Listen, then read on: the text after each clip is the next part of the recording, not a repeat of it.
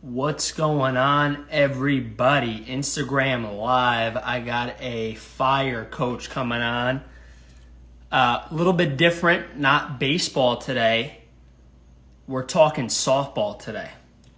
I see Nikki, Frank, Ryan. What's up, kid? I saw that bomb you hit. Raked. Absolutely raked. We have a tremendous coach coming in. I've been really looking forward to talking with this coach, especially because it's not baseball. So let's see. Oh, she's got it. Rye, I want to hear about that bomb, by the way. All right, let's get coach in. Let's see. I did it. So wait a minute. I'm blessed that this is your first time going on live. This is my first time going on live with somebody else and joining, so it was very confusing to me. Really? Yeah. I think you're technologically pretty savvy, though. Thank you. I like to think so, but on certain things that I've never done before, definitely a learning experience. You're great. You're fantastic. How you been? What's going on? I've been good. Power was out like earlier this week, so happy to have that back. But yeah. Where? New Jersey? Yeah, New Jersey. Where in New Jersey? Northern Lake Opakon area. We got hit pretty decently hard, so that was fun. Oh, you got power back? Yeah, we have power back. Yeah. Nice. Good. I can see. No, terrific. Yeah. No, I'm in Westchester, New York, and I lost zero power, but half my students, I had 25 kids I had to see this week. I'd say like 18 kids had either a tree in their yard or no power. Oh, I believe it. It's like crazy. I think there's still people in New Jersey who don't have power. Oh, I'm sure. But anyway, so I'm a big baseball guy. You are a big softball person. Terrific. Mm-hmm. So for me, it's like I almost feel like with me, I'm doing this not only just for my followers. Selfishly, I'm doing this for me because I want to pick your brain. Yeah. So first of all, who is Coach Kiki? How often do you get the Drake reference, by the way? All the time. Once a day? Probably a lot. So I definitely do get to sing to a lot. I do love Drake, so I really do believe that Drake made that song for me. There you go. I think he did, by the way. But I don't know. I played college ball at Providence. Stayed on to coach for a little while. That was fun. That was a really unique experience for me. Which college? Providence. I stayed on to coach there as well.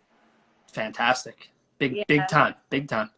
Yeah, it was fun. It was fun being in the Big East. It was fun traveling. We were playing, we're definitely like a mid-major D1, but it was like fun, playing the SEC. Like we played Power 5 schools like UCLA. Like, I mean, it was just like amazing. Like to be a mid-major, but playing like definitely the Power 5 schools was really fun. Right. After I left Providence, I came down to New Jersey because that's where I'm from. And I started working at a facility. Actually started working at 360 Performance. I don't know if you know of that. It's like a pretty big one in New Jersey. Started working there. Okay. And then they wanted to shift more towards baseball. And they were kind of like, hey, you're softball. We're kind of just working towards baseball now. And I was like, oh, all right. So I looked around, found the pitching factory, which was actually primarily softball. Nice. And then the owner And then the owner there was like, Kiki, we're selling. And I'm like, where am I going to give lessons? Like, and then I was like, you know what, Dad, we got to go in on this together. And that's wow.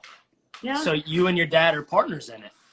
Yeah, our whole family is big in it. But yeah, it's fun to do something with your family because it's been such a big part of all of our lives. So to kind of give back to the community in that way has definitely been really, really rewarding for us these last year. That's sick. I didn't know. I didn't know that. That's very cool. I saw a co-owner. I mean, that's cool that it's like a family business.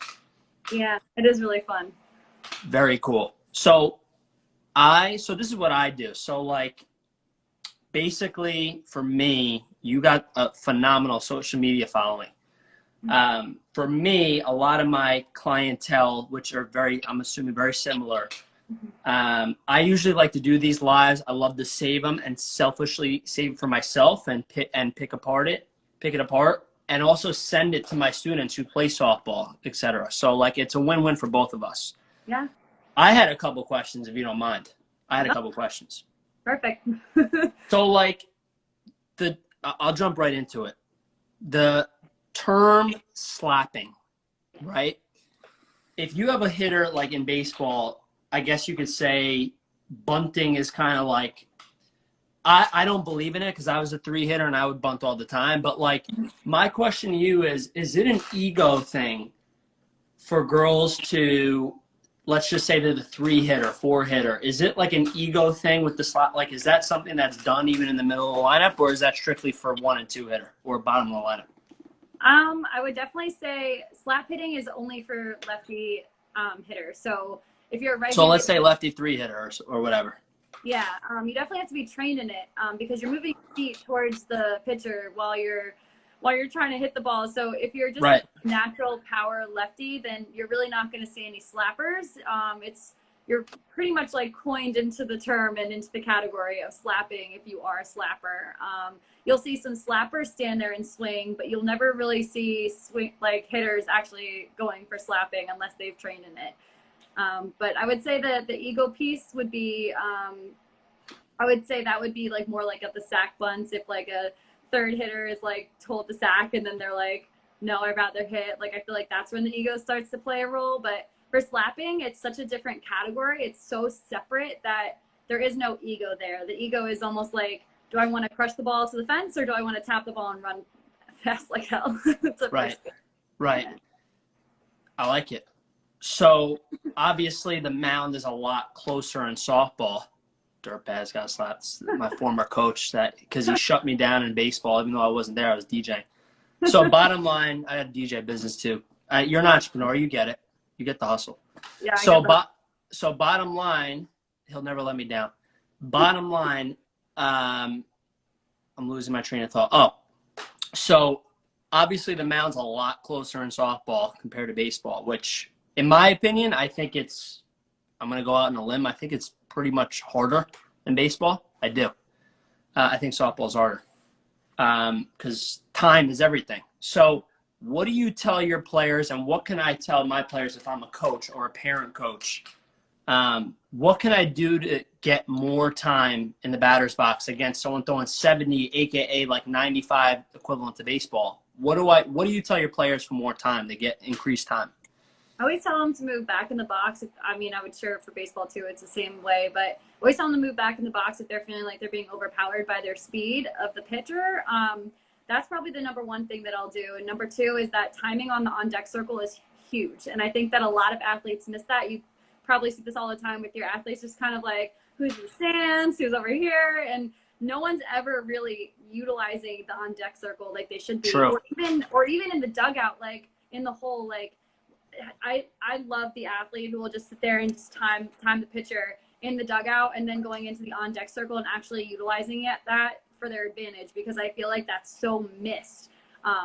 So I always try to make sure that they're utilizing that on-deck circle for sure. It's so crazy. I mean, I even see it when I was coaching at the college level, like the timing is everything. I even see sometimes still like after 30 swings with a donut, I mean, you kind of lose the purpose of the on-deck circle after a while. It's like it really is for timing. It's actually not for swinging a donut. I agree. Right? I hate those. No, absolutely. So I don't have the statistics. I'm not sad, I don't have the statistics on me, but I almost could say softball is more popular now than baseball as far as like in the travel game. I mean, would you agree? I mean, like what's the latest trend in softball you're seeing right now? I know it's like a pretty general question. Yeah, I'm not really sure what you mean by like trend, but I feel like definitely. Go ahead. Or what's the biggest thing to look out for? Like, that wasn't the best way to ask it. Let me clarify. So I think that we're recruiting way too early. Like, I mean, I'm sure you see that in softball where like these girls are getting looked at from colleges or even like starting to get that sense of getting, because I know you did a whole seminar on recruiting, right? Yeah. I mean, multiple. I've seen it. Unfortunately, I missed it. What would you, I'll ask this better. As you can see, I'm shooting from the hip here. Yeah. What would you give advice if you, because I work with a bunch of like 12, 13-year-old girls who are like now in 8th grade, 9th grade. What would you tell them if they're looking to play college softball? I would tell them to get more information. I think that was something that I missed when I was in the recruiting process. I definitely didn't know. I was learning as I went. And I think that there's so much information out there. And I think the recruiting process is a very simple process once you know it. But if you don't know it, it becomes like this like maze of trying to figure out where to go next.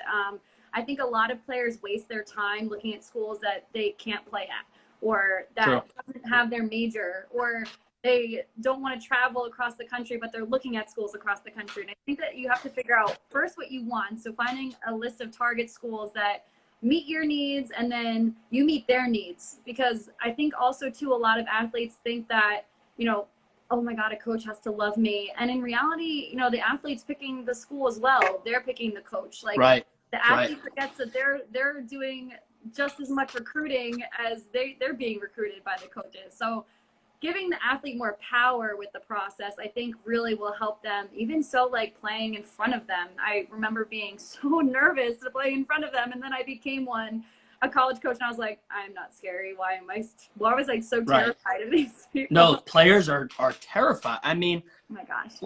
It's like they like bobble one ball. It's like, oh, I'm not getting scouted, you know. I'd love to get your thoughts on this. I mean, I equate it to baseball, softball, same thing. Mm-hmm. I always tell players, do it early, do an inexpensive showcase, and go to a local school. I mean, we have so many local SUNY schools around me. Yeah. Even which majority of the time they might not even be good enough to play Division III. Mm-hmm. But I believe it's important, and you tell me, I'd love to get your thoughts. Like, I think it's important to just, even in 8th grade, get your feet wet. So when you are in 10th grade, mm-hmm. you know, they call it I mean, you've coached at a huge level. They call it a quote unquote clinic, but it's really a showcase, right? Yeah. I mean, I'm sure you talk about this, but like do a lot locally, inexpensive. I don't know if you agree with that or not. Or what your thoughts are. 100%. You have to get experience playing in front of college coaches, whether that's in your area or. And I don't really believe in camps. I really don't, unless you're interested in those. Really? Schools.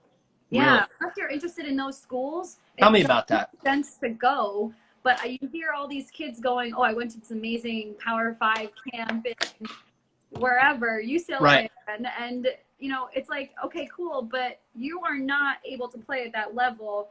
They would have already recruited you if you're a sophomore in high school going to this camp. Right. They would have been looking at you in 7th grade. So I think that a lot of players waste their time and money at camps that they should have no interest in going in because they are not interested in any of the schools. Now, I love camps when you're interested in that school, so the coach can get to know you and your personality and coach you, and you can kind of recruit and say, oh, I actually like how this coach is coaching me. That's a coach that I want to keep keeping in contact with type deal. So I don't know, the camps and clinics, I think that they're so great in so many ways, but a lot of players utilize them in the wrong way. They think that I need to spend more money, get seen in front of coaches, and I'll get recruited, when in reality, coaches are at those camps not necessarily to recruit. They're looking at kids that they've already been interested in. It's really rare for them to find that diamond in the rough at camp. Right. No, that's a great point. And what about even doing multiple? Like, you're an 8th grader, you want to go to X school, why not do it the following year as well and build that rapport with that coach? I mean, I'm sure you coaching at such a huge level, you're like, wow, she's a scrapper. You know, you know, she came back a 2nd year in a row. I mean, doesn't that kind of up your stock per se? Yeah, 100%. So, especially if I've been talking to that kid all year round, and then I've been going to watch her play, and then she shows interest double time in my school. That's somebody that's definitely on my radar a little bit more than somebody who didn't show that. So yeah, definitely. How are you preparing your players during this time to get recruited? Because like, I'm assuming, because you have a huge, I mean, you blew up. And you have more to go. You have more to go in a good way. I could tell. Both of us do. So I'm saying, what are you doing differently? Because I'm really not like my students. I work with a lot of high school kids, but I really mainly work, and I feel like you do too, mainly like youth development. That's kind of my MO. That's kind of my thing, as you probably saw in that video I sent you. Yeah. That was cool, by the way. So kind of weird reading off the paper, but it was cool.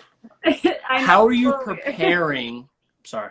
How are you preparing students to get recruited during this COVID situation? I'd love to know.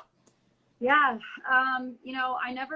Skills videos are tough. I think that they're tough for colleges to kind of base off of. I could probably sit there and watch a skills video and know if I'm interested in the kid probably within like the first 30 seconds of the video. So true. And I don't know, like, I just feel like a lot of kids waste the video space. Like, I get so many videos that are like them doing ladders, like, and I'm like, I don't care. Like, where's shooting a basketball? Yeah, I'm like, okay, cool. I can do a ladder. Playing tennis. But I think that they're not utilizing the skills videos correctly before COVID. And then COVID hit and everyone's like, video. And I think that a lot of coaches are bored out of their mind right now. So especially the D1s who haven't been able to recruit. And I think that video is huge right now. And it is, I talked to a lot of college coaches that are my friends still in the what's called the scene. And they're like, it's so weird to actually like recruit and be interested and spark interest from a video and not be able to see them in person. Like, it's just so weird. But video is huge. Video. I would honestly, every lesson be like videotaping pieces and then sending it out immediately. I hate to put these people out of business because like and I know you do too without even asking, like know a lot of people that do that for a living, but like I'm on this iPhone right now. I could probably do it for under $10 for editing. Yep. And send a straight up, you could do a TikTok, which I know you know something about TikTok. We love TikTok. Hopefully they stick around a little bit, But yeah, I mean, I think I totally agree. I mean, I have a very good question for you. Actually, from one of my students. Okay. I have a student that I actually gave a lesson with her today. She's a stud. I'll actually send you her profile. Okay. Hits bombs, raw player, needs a little, she's very raw, which a lot of players are, but I mean, there's some polish we got to fix here and there. Bottom line is, how can you reassure, like obviously playing at Providence, am I saying it right? Yeah. Playing at that school is like top notch, creme de la creme. But how do you like reassure a player, like not to say like, oh, it's not that big a deal. That's not the right way of saying it. But like, how do you reassure someone and make them feel comfortable and confident that they can perform at that level in front of that, quality school? Like, do you get what I'm saying? Like, how do you reassure them without diminishing the product of the school? So in terms of them playing in front of the school? Right. Like it's different from me playing at Rockstone, whatever school. I mean, a college ball is college ball as opposed to playing at Providence. How do I reassure a student? How would you reassure a student like, oh, I'm nervous playing in front of Duke, in front of Alabama, showcase, whatever? Like, what are some things you tell your players? This is really what I'm trying to ask. What are some ways you try to reassure your players in front of in a big situation? Yeah, I don't know. I feel like it's a lot of anxiety-inducing situations that athletes are put into in terms of whoever's standing there with some sort of name across the chest, and you're like, oh my God, there's a Power 5 school there, there's a mid-major D1 here, and a lot of athletes can feel the pressure of that and will definitely feel sports performance anxiety and won't perform. And I think what's important is training them on how to get to that level of calm or the flow state, right? That you talked about in the video. There you go. That just flowed out of my mouth, by the way. Yeah, I loved it. I was like, great hashtag. But I think that that's really important. I'm a mental health counselor as well during the day. So like that is a really big helps. Goal. And I'll actually have my athletes do a few sprints across the cage before I have them set in and like it. Around, so that they can actually work to calm their breathing down. I have an Apple Watch, so I'll throw it on them. They have their heart rate right there. They can watch it as like a biofeedback like type deal. And they are able to like calm themselves within 10 seconds and bring their heart rate down like 10 beats per minute. And then they can do those same strategies in the game, and then they can feel a lot calmer and perform a lot better. It doesn't matter who was there. What the end of the day, they're nervous, they're anxious, and they have to get calm to perform. It doesn't matter who's there. Love it. Favorite. All right, I have some rapid fire. Like I feel like I'm like Jay Leno or something. I'm horrible at these. Okay. Rapid fire. Ready? Yeah. What's your favorite softball version? What's your favorite ice cream? No, I'm just kidding. That'll be at the end. What's your favorite timing drill? Timing drill. I like the tennis ball catches with the backhand. Catching it out in front? Yeah, I like that. I like that a lot. Right. I like that. Favorite balance drill? Ooh, okay. I have a Bosu ball, and I have them stand with their back leg. I feel like pressure to like say this fast. You have 10 seconds. Their back leg on the Bosu ball, and they're just kind of working core, nice relaxed swing, working the back leg. Yeah, I think with female athletes especially, you know, they obviously don't have a lot of power, and, you know, guys have more muscles. So I think that females really have to utilize every part of their body, and working the core and the back leg and how that hip comes through. I think that's really important. Love it. Favorite, I'm just going to keep it going. Favorite drill, I'll tell you, I see, and tell me if you agree with this. I see a lot of hitters when baseball, softball, a lot of the times the parents are like, well, he or she is late, but actually it's probably not because they're late, because they're missing the ball off the tee, or they're late on a tee. They're not late, but they're probably just not. I like the word sequence a lot. I don't know if you use that term a lot, but to me, I think a lot of problems for young softball, baseball players is how well the body moves in sequence. You know, I think if one, you know, like I always make it the reference of a car. Like if one piece of the car is off, the other piece is going to get affected. Yeah. So what do you do for, so this is what I was going to say, for rolling over? Like what's your drill? Because I think, so here's where I was going with this. I think a lot of girls, boys are actually not late. They're actually too early.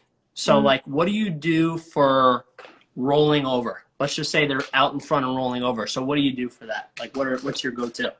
Love contact point holds, love extension holds. I love one arm extension holds or one arm contact point holds. We're here and extend and stop. Yeah, love it. Love it, love it. Because that'll and the flamingo. I do love flamingo. You love the flamingo. I love all of them. And I like doing them together, like put a leg drill with the extension or put a leg drill with the contact point hold, because now they're thinking about both body parts and their brain is split a little bit. They can get more body awareness that way. So that's definitely something I love. Yeah. Awesome. I don't have this written down, but favorite batting practice song to listen to when you're working with your players? Good Vibrations, Mark. Oh, absolutely. Love that song. Absolutely. What's your favorite what's your go-to? What would you recommend a go-to snack before a game? Go-to snack? What do you eat? Like, do you even eat before the game? I see Drake. Of course, Kiki. I don't know. Favorite snack? I don't know. I eat pretty much, I don't know, banana. Banana, potassium. Banana, peanut butter. Excellent, excellent. So I'm kind of going to wrap this up. Okay. And I love the knowledge, by the way. Love it. And I wanted to, you know, pick your brain, not only just because of your knowledge, but for me, like people like Ferbs, which I'm sure you follow, CJ, Beatty, Ashley, yep. who we've done live stuff together, like are just positive. And like, to me, it's like you played at Providence, but to me, that's not the most impressive thing about you. You know, I like your vibe, your positivity, because there's so much negative. I put up a thing you saw on my Instagram, like yelling and pressure in 8th grade. We need people like you that are just positive. And I think that really is a skill from a coach. Like, I honestly feel like I've gotten more positive. I used to be that yelling person. And as I'm now working on the youth development, and I'm actually getting my master's in physical education as we speak. Congratulations. And I'm learning about, like dealing with kids and the psychology. It's interesting. Like, there's just no advantage to yelling. So it's good to talk to positive people. And like, again, who's to say we'd ever meet? Maybe. I'm sure we will at some point. But, you know, it's good to connect with people. So I just want to talk to as many good people and share it. Yeah, it's actually really funny that you brought this up because I actually, for the Pitching Factory, I always train. I don't run that page. That's our facility. I actually have one of my high school athletes run the page for me. Sick. So I'm training a new athlete today because my other one's going to college. And I was training her and I was like, make sure that we're, you know, engaging with other accounts that you enjoy, you know. And I actually gave you as the example. I'm like, I'm going on Justin's live today because all it took was a few likes and shares and comments on your post, comment on my post. And I'm like, who is this guy? And I look at your profile and I'm like, he sounds like a really cool guy to connect with and to engage with and learn from. And I think that is really, really, really important on Instagram and social media. Like, connection is so big.